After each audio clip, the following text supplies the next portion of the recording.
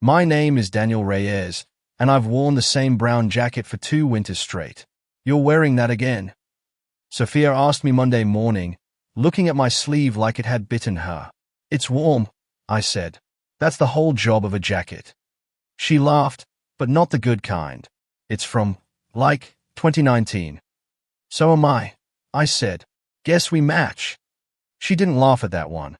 Behind her, 2 of her friends, Brianna and some girl whose name I always forget, were whispering with their heads close together. I caught the word thrift before they noticed me looking and turned it into a cough. They're not talking about you, Sophia said, too quickly. Didn't say they were. You've got that face on. What face? The one where you think everyone's laughing at you. I almost said, maybe because sometimes they are, but I swallowed it instead. Some fights aren't worth starting before 8 in the morning. I've been dating Sophia Lang for 2 years.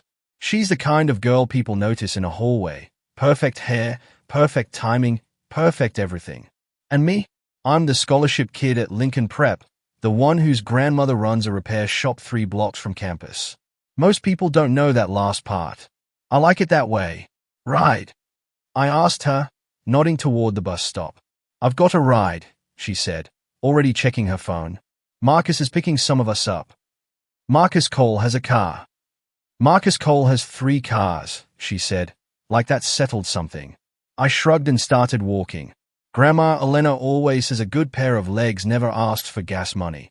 I work at her shop after school, Reyes Repairs, sandwiched between a laundromat and a shuttered pizza place. Sophia doesn't know that. Not because I'm ashamed exactly. Grandma Elena just always told me, some things you keep close, Daniel. Not because they are shameful, because they are yours. So when Sophia asks what I do after school, I say, homework, chores. Boring, she says, and moves on. That afternoon, I was elbow deep in a busted microwave when Priya walked in holding 2 coffees. One's yours, she said, setting it on the counter. Don't get used to it. Priya Malhotra has been my friend since freshman year, back when nobody else at Lincoln Prep knew my name. She doesn't dress like Sophia's friends. She doesn't talk like them either. You look tired, she said. I'm always tired. You look Sophia tired. That's a different kind. I set down my screwdriver. What's that supposed to mean? It means, Priya said, sitting on the stool across from me, that girl treats you like a spare tire. Fine to have around. Not something she wants anyone to actually see. That's not fair. Is it not, though? She raised an eyebrow. When's the last time she introduced you to someone as her boyfriend? Not this is Daniel. As her boyfriend. I opened my mouth. Nothing came out. Yeah, Priya said. That's what I thought. She's just busy. Her friend group is a lot. Her friend group is Marcus Cole's fan club, Priya said flatly. And I've seen the way she looks at him when she thinks you're not watching.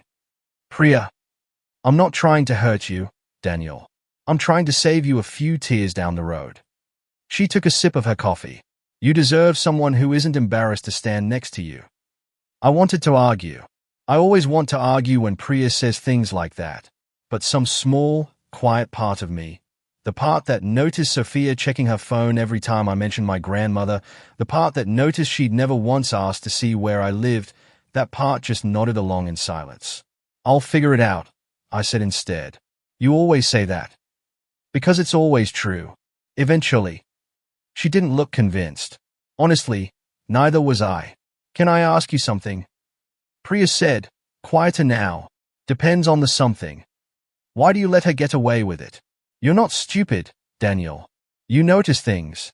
I know you do. I picked the screwdriver back up, mostly so my hands would have something to do. Because 2 years is 2 years. Because sometimes she's actually good to me, and I keep waiting for that version of her to stick around. And if she doesn't, then I guess I'll have wasted 2 years finding out. Priya didn't say anything else. She didn't need to. The silence said it for her. Sophia texted me that night. Sophia, Founders Day fundraiser is this Friday. Everyone who matters is going. You have to come. Me, I'll be there. Sophia, wear something nice, okay? Like not the jacket, lol. Me, noted. I stared at that message longer than I should have. Everyone who matters. I wondered, not for the first time, which category she thought I fell into. Grandma Elena found me still staring at my phone at the kitchen table an hour later. "You look like a boy carrying something heavy," she said, setting down 2 bowls of soup. "Just tired." Emma. She sat across from me, the way she always does when she knows I'm lying and has decided to let it slide, for now. "That girl again? There's a school thing Friday. Founders Day. And you're worried about what to wear." Something like that. Grandma Elena studied me for a long moment, the kind of look she gets sometimes that makes me feel like she's seeing something I can't. "You are worth more than what's on your back, Daniel. Remember that. No matter what anyone says on Friday." "Why would you say it like that? Like something's going to happen?" She just smiled, the tired kind of smile she gets when she's holding on to something she isn't ready to say out loud. "Eat your soup." "Grandma." "Eat, Daniel." I ate, but I kept watching her out of the corner of my eye, the way she kept glancing at the drawer in the hallway cabinet, the one she never lets me open, the one that's been locked as long as I can remember. "Is this about Dad?" I asked. Her spoon stopped halfway to her mouth. Just for a second. Then she set it down like nothing had happened. "Finish your soup. We'll talk about your father some other night. Not this one. You always say that too. And one day it'll be true," she said. "Just not yet." I should have asked more questions. I didn't.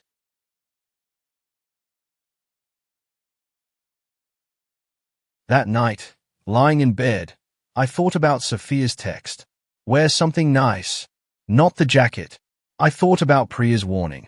I thought about Marcus Cole's 3 cars and Sophia's laugh, the wrong kind, the one from that morning, echoing in my head like it was looking for a place to land. Friday was 2 days away. 2 days to find something in my closet that wasn't the jacket. 2 days to convince myself that everyone who matters included a boy from Reyes Repairs. 2 days to ignore the small voice in my head that sounded a lot like Priya, asking why I kept trying to earn a seat at a table that never seemed to want me there in the first place. I had no idea it would be the night everything I thought I understood about my life would fall apart, and quietly, impossibly, begin to rebuild into something I never saw coming. The gym didn't look like a gym on Founders Day. Someone had strung up gold lights and rented round tables with white cloths, and for a second, walking in, I let myself believe I actually belonged there. "You made it," Sophia said, appearing beside me in a dress that probably cost more than my grandmother's monthly rent. "Told you I would." She looked me up and down. "You didn't wear the jacket." "Good. I own other clothes, Sophia." Could have fooled me. I let that one go too. "You look nice," I said, because it was true and because some habits don't turn off just because a night is about to go wrong. "I know," she said, already scanning the room over my shoulder. "Have you seen Brianna? She said she'd save us a table." "Haven't seen her." "Okay. Well, don't wander off. This is a big night for the school. People are watching who shows up with who." I didn't love the way she said it. Like tonight was a stage and I was a prop she'd agreed to bring. But I swallowed that thought the way I swallowed most of them lately, and followed her deeper into the gold light. Marcus Cole found us near the drink table 20 minutes later, flanked by 2 guys I only knew by reputation. "Daniel, right?" he said, like he wasn't 100% sure. "Sophia's friend." "Boyfriend," I said. Right. He smiled, and it didn't reach his eyes. "Nice jacket situation you got going tonight. Big upgrade from the usual." "Thanks." "No, seriously," he said, louder now, drawing a few heads from nearby tables. "I mean that. Where do you even shop?" Asking for a friend. A couple of people laughed. Sophia's mouth twitched. Not quite a laugh, not quite nothing. "Leave it, Marcus," I said. "I'm just curious," he pressed. "Like, is it a thrift store thing, or a my grandma sews it herself thing? Because I heard she's got that little repair shop over on 5th. Don't talk about my grandmother." "Whoa." Marcus raised both hands, grinning at his friends. Touchy. More people were watching now. I felt my face burning, my pulse climbing into my throat. "Sophia," I said quietly, "can we go?" She didn't move. "Go where?" "Anywhere that isn't this conversation." Marcus turned to her. That same grin still stretched across his face. Sophia, come on. Back me up here. You've never once mentioned to us where he actually lives. What is it? Above the shop or something? I watched her face.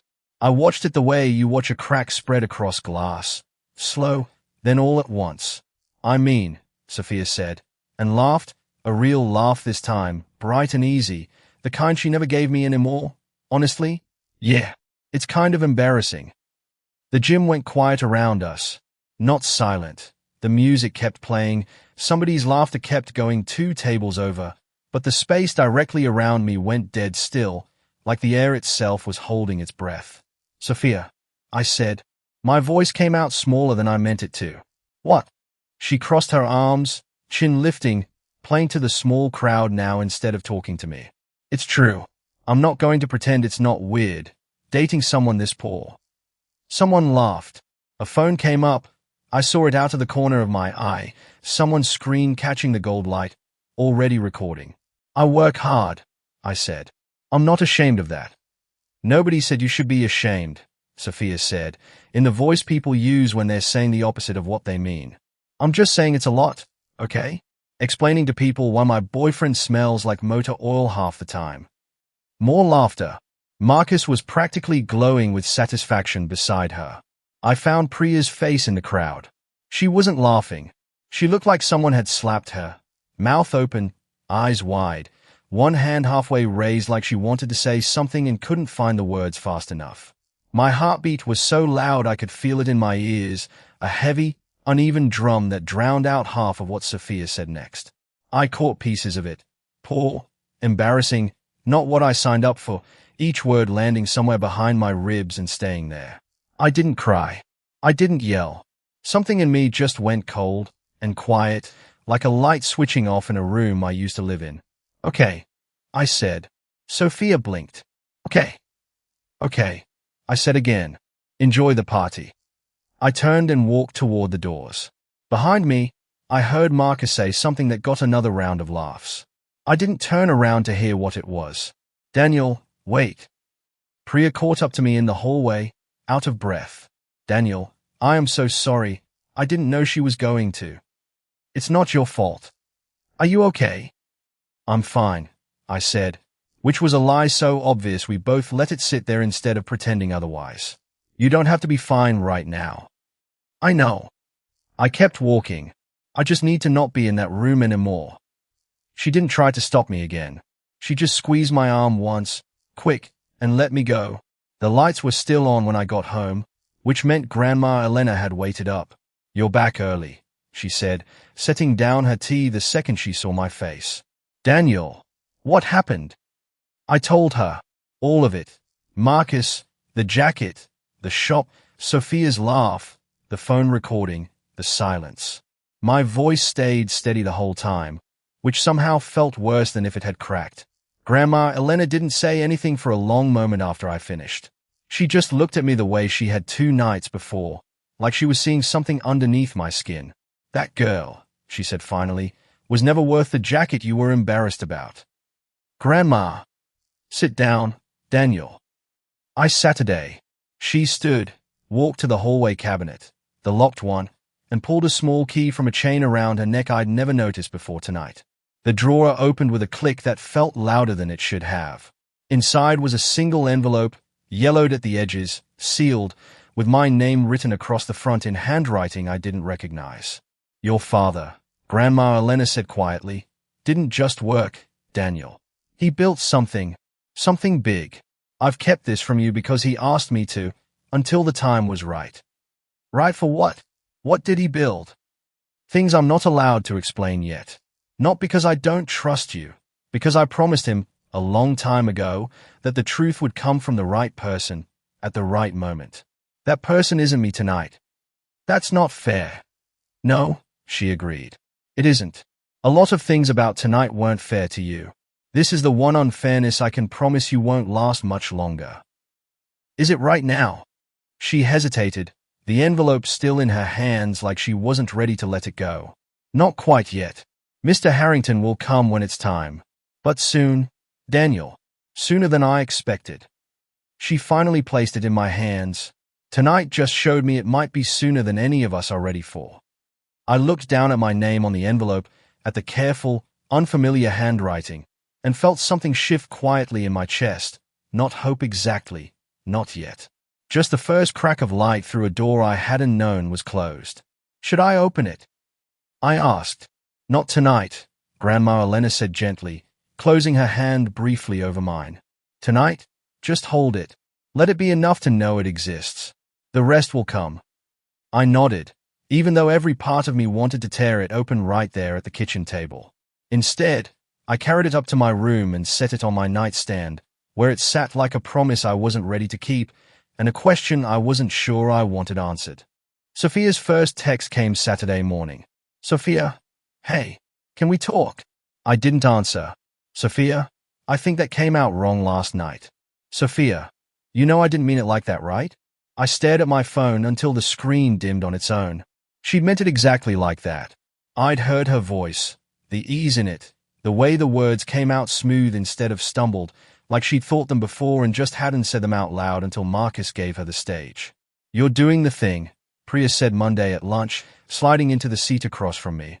The thing where you go quiet and pretend you're fine. I am fine.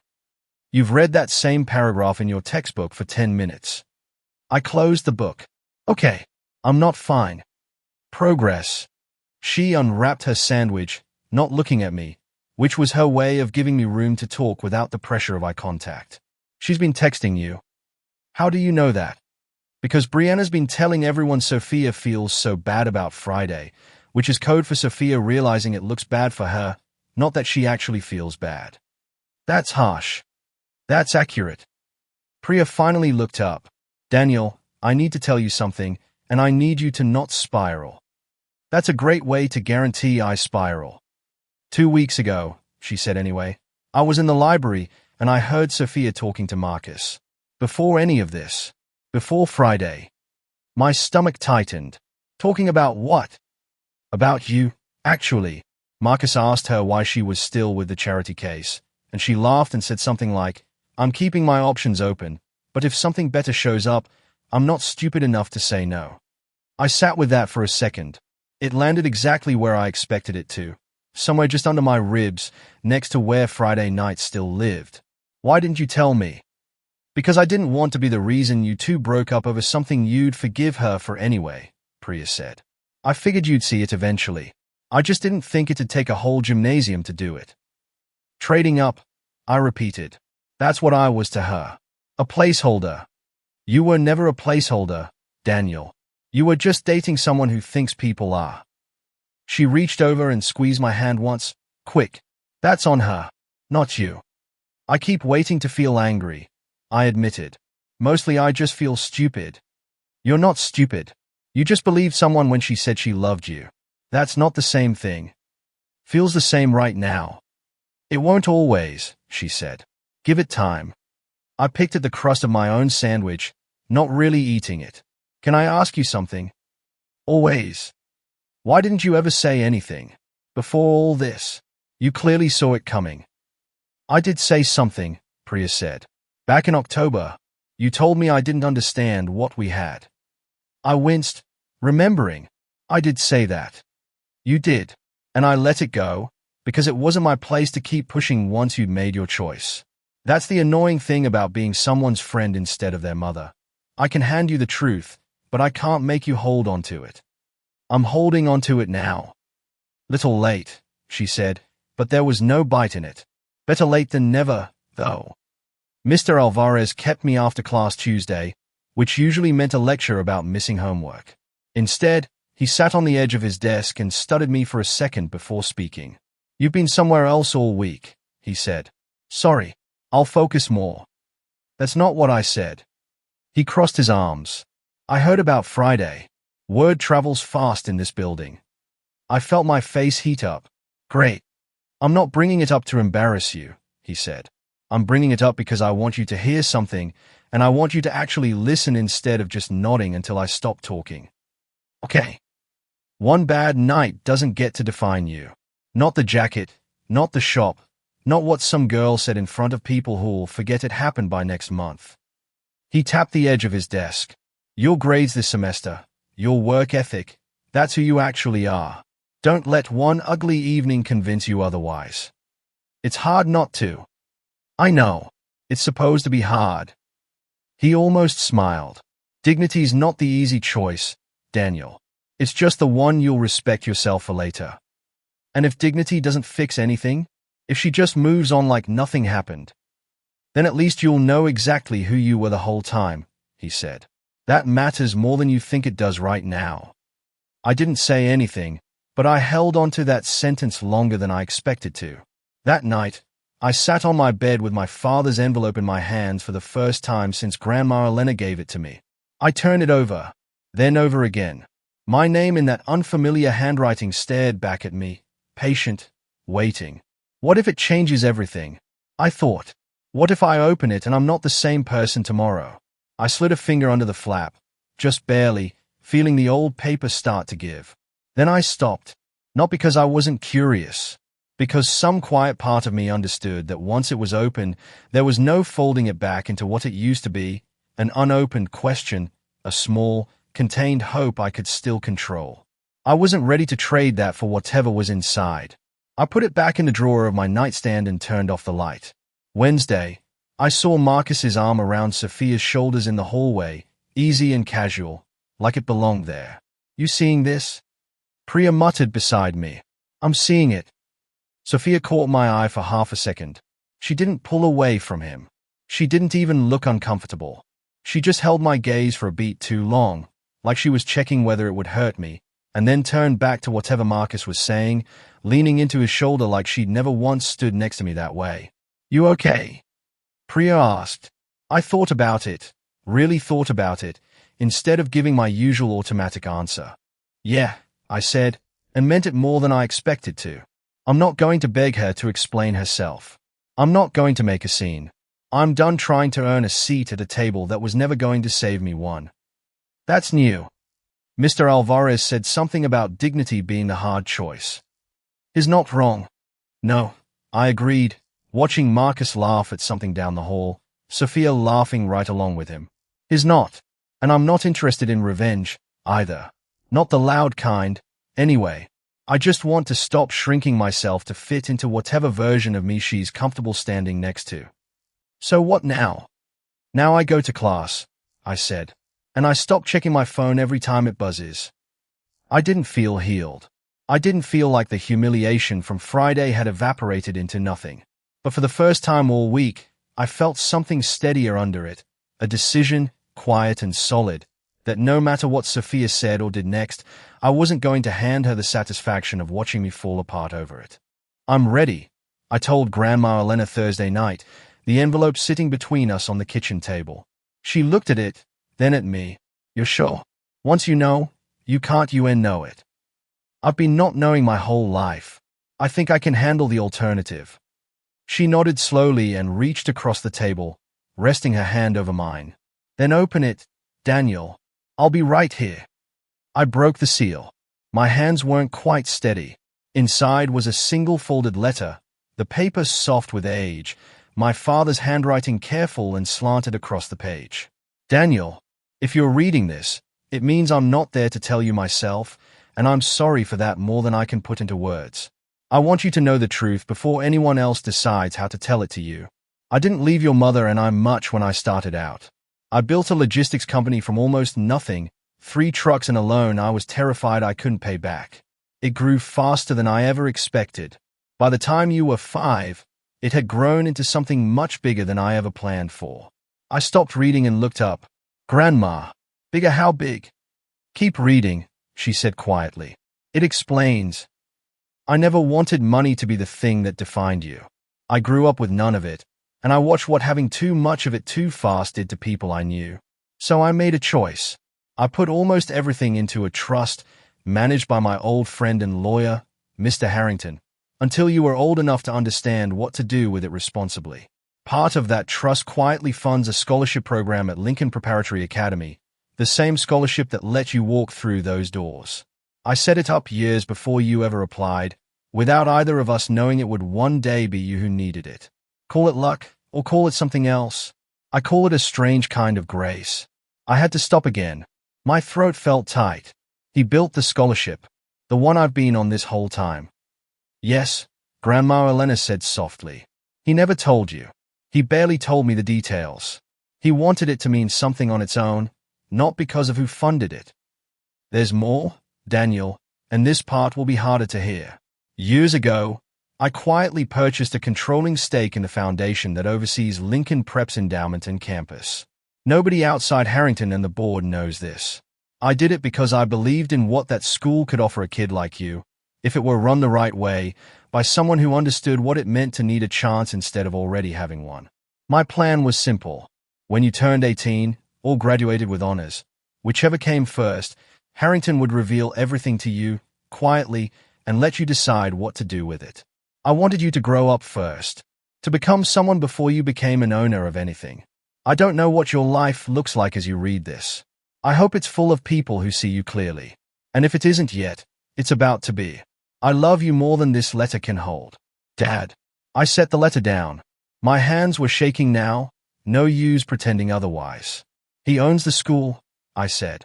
My father owned part of my school. Controls it, more accurately, Grandma Elena said. And now, so do you. This doesn't feel real. It felt that way to me too, the day he told me. She squeezed my hand. It became real fast enough. Why didn't he just tell me himself? Before he died? He wanted to, she said. But he got sick faster than any of us expected. He didn't get the years he thought he had to explain it to you properly, so he wrote it down instead and trusted me to hold on to it until it was time. Her voice caught, just slightly. I've carried that letter longer than I ever wanted to. I'm glad it's finally in your hands instead of mine. You did a good job. Keeping it safe. Keeping me normal, I guess. That was always the point, she said. Money can wait. Growing up right can't. Mr. Harrington came by Saturday morning, a tall man in his 60s with a briefcase that looked older than me. Daniel, he said, shaking my hand like I was already an adult. He answered to. Your father spoke about you often. I'm only sorry it's taken this long to meet properly. Grandma said you'd explain the rest. I intend to. He sat across from me at the same kitchen table, opening his briefcase. Everything in that letter is accurate. Your father's trust controls a majority stake in the Lincoln Preparatory Foundation. Legally, that makes you the primary beneficiary, and functionally, the owner, once the board makes it official. Once, so it's not official yet. It will be soon. Sooner, in fact, than we originally planned. How soon? Harrington folded his hands. The board wants to announce it publicly at the school's anniversary ceremony. 1 week from today. A week. My stomach dropped. Why so fast? Because word has started to leak that ownership is changing hands, and the board would rather control the announcement than let rumors control it for them. He studied me carefully. Are you prepared for that kind of attention, Daniel? I thought about the gymnasium, the phones, Sophia's laugh. Honestly, I don't know. Nobody ever is, he said. But your father wasn't either, once. He managed. What exactly changes for me? Practically, I mean. In the short term, very little day to day. The foundation's existing staff continues running operations. What changes is authority. Decisions about the endowment, the scholarship program, even the principal's budget, ultimately answer to you or to whoever you appoint to advise you until you're of age to manage it fully yourself. He closed his briefcase. Your father wanted you to have the power before you had the burden of using it alone. That's why I'm here. I intend to help you carry it, not hand it to you and walk away. That's a lot to take in before Monday. Then take the weekend, Harrington said, standing. But Daniel, whatever you decide to do with it, do it as yourself. Your father built all of this so you wouldn't have to become someone else to deserve it. By Monday, the whole school knew Sophia and Marcus were official. She'd posted a photo of them together over the weekend, captioned with a heart, like Friday night had never happened at all. She's telling people something else too, Priya said grimly at lunch, sliding her phone across the table. I read the message thread over her shoulder. Someone quoting Sophia saying she and I just wanted different things, that dating someone who couldn't really afford a real relationship had gotten old. She's rewriting it, I said. She's protecting her image, Priya corrected. Rewriting implies she remembers it accurately in the first place. I handed the phone back, surprised by how little the words actually stung compared to how they would have a week ago. You okay? Priya asked, watching my face. Yeah, I said, and meant it. Let her tell whatever story she wants. In a week, everyone in that building is going to hear a very different one.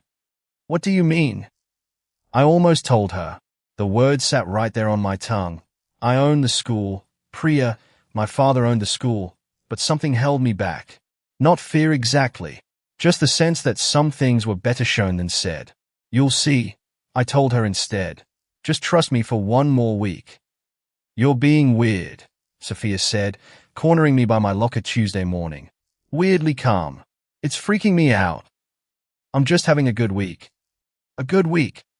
She studied my face like she was searching for cracks that weren't there. After everything? Especially after everything. She didn't know what to do with that. I could see it in the way her eyes narrowed, trying to find the version of me she expected, the one who'd fall apart quietly in a corner, or beg her to explain herself, or at least look as wrecked as she'd left me feeling that night in the gym. Instead, I just closed my locker and walked to class. That's it, she called after me. You're not even going to fight for this. Fight for what, Sophia? She didn't have an answer. I didn't wait for one. I felt her eyes on my back the rest of the walk to class, but I didn't turn around. A week ago, I would have. A week ago, some part of me would have needed to see her face, to measure whether she regretted it yet, whether there was still a version of us worth salvaging. Now I just walked, and it surprised me how little effort that took. Word about Marcus spread fast on Wednesday. He's out, Priya said, practically vibrating with satisfaction as she sat down at lunch. Student council. Gone. Poof. What happened? Jenna happened. Priya grinned. His own sister stood up at the meeting and told the truth about how he treats people, the kids he's talked down to, the way he mocked a scholarship student in front of the whole school last week. She raised an eyebrow at me. Ring a bell. She named me. She didn't have to. Everyone already knew. I sat with that for a second, surprised by how little triumph I actually felt. I didn't ask her to do that. She didn't do it for you, Priya said. She did it because she's tired of being embarrassed by her own brother.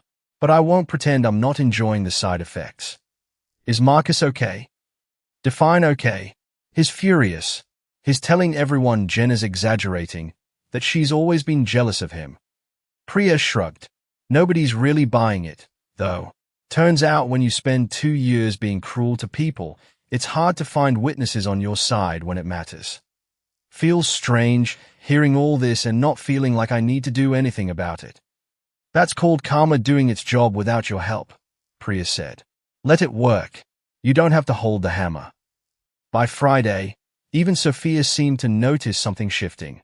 Marcus cancelled on me. Again, she told Brianna in the hallway, not quiet enough to miss. He said he's busy with damage control. Rough, Brianna said, in the flat tone of someone who'd stopped caring weeks ago. He's been so short with me lately. Like I'm an inconvenience. I wasn't trying to listen. I just happened to be standing close enough at the water fountain that I couldn't not hear it. Maybe he's stressed, Brianna offered. Maybe, Sophia said, but she didn't sound convinced. I almost felt something for her in that moment. Not pity exactly, but a kind of recognition. She was starting to learn what I'd learned weeks ago in a gymnasium full of gold lights. That some people only want you around when you're useful to the image they're building. She showed up at the repair shop Saturday afternoon, which I hadn't expected. The bell over the door jingled, and I looked up from the toaster I was fixing to find Sophia standing just inside, looking small in a way I'd never seen her look before. Hey, she said. Hey, can we talk? For real this time. I set down my screwdriver. Okay. Marcus is. She stopped, restarted. He's not who I thought he was. He's controlling. He gets embarrassed if I say the wrong thing in front of his friends. And there's this other girl now, and he doesn't even try to hide that he's interested. And she exhaled hard. I miss you.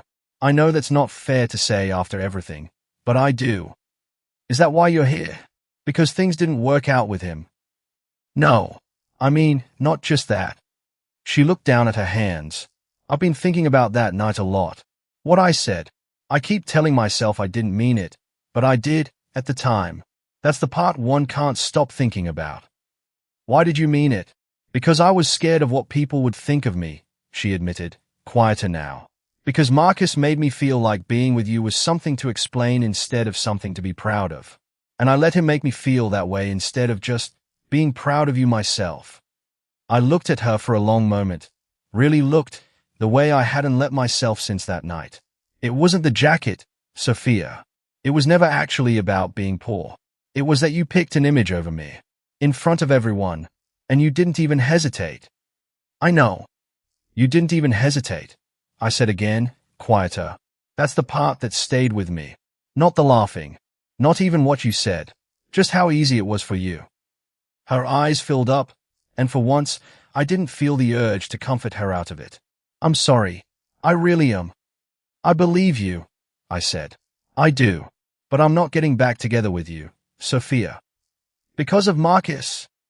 Because of you, I said. You showed me exactly who you are when it mattered. I don't need to see it twice to believe it.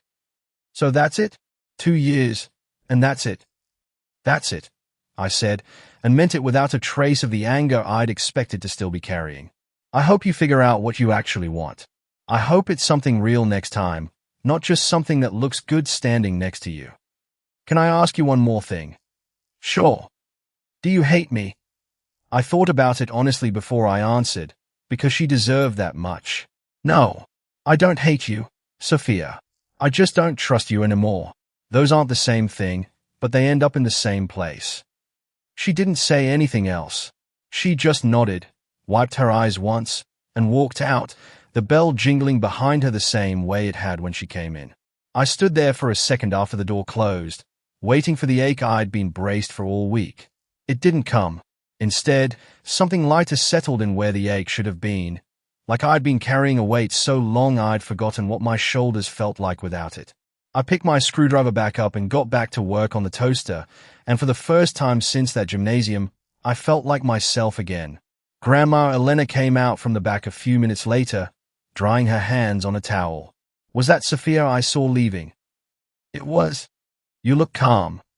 I am calm, I said, and it wasn't a lie this time. I told her the truth. I didn't yell. I didn't take her back. I just told her how it actually made me feel, and then I let her go. That's harder than it sounds, Grandma Elena said. Most people either explode or forgive too fast just to make the discomfort stop. You did neither. Mr. Alvarez would be proud. I'm proud, she said simply, and went back to the register. I finished the toaster in silence after that, but it wasn't the heavy kind of silence I'd been carrying all week. It was just quiet. Just mine. The gym looked almost the same as it had that night. Gold lights, round tables, the same banner reading Lincoln Prep, 40 years stretched over the stage. I stood near the back with Priya, my collar suddenly too tight. You okay? She whispered. You've got a face on. Which face? The one where you're about to do something huge and you're pretending you're not nervous. I am nervous. Good, she said. Means it matters. What if it goes wrong? What if I get up there and say the wrong thing? You won't, Priya said. You've spent 3 weeks proving you know exactly who you are. Tonight's just everyone else catching up. Principal Whitfield stepped up to the microphone 20 minutes into the ceremony, tapping it once for quiet.